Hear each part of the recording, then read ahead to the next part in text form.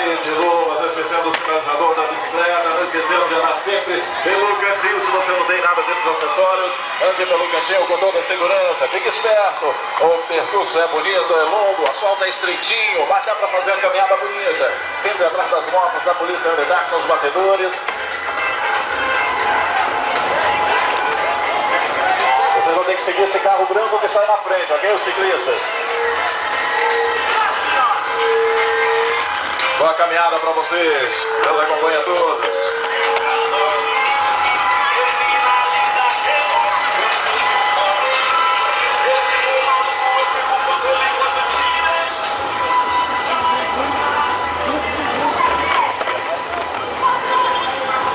Ciclistas, vocês vão seguir o carro branco.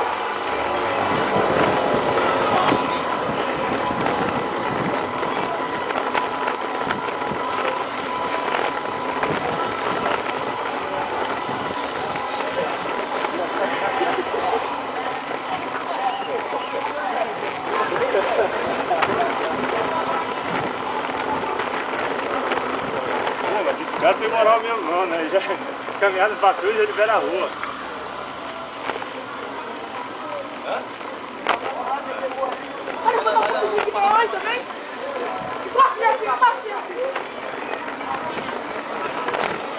Se andar desse jeito, eu ando na rua. Pode ser aventura, não é esse negócio aí, não.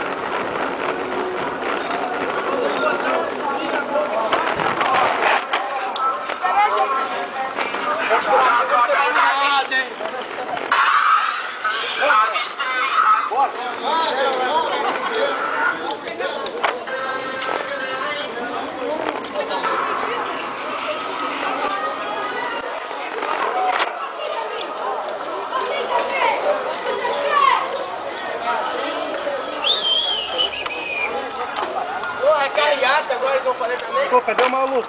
Vai ter carreata.